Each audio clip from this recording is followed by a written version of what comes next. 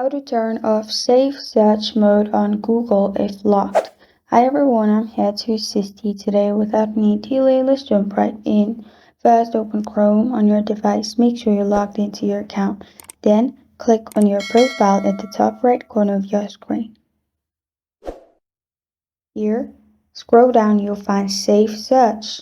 Simply click on Safe Search in here.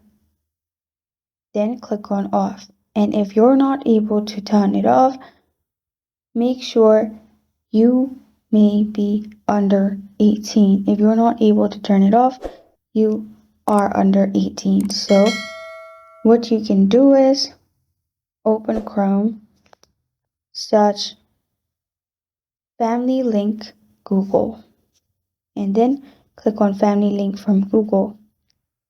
Here, log in with your account. Then you'll find Controls at the bottom. Simply click on Controls and there click on Safe Search and turn it off. This is the only way if you're under 18. And this is how to turn off Safe Search mode on Google if blocked.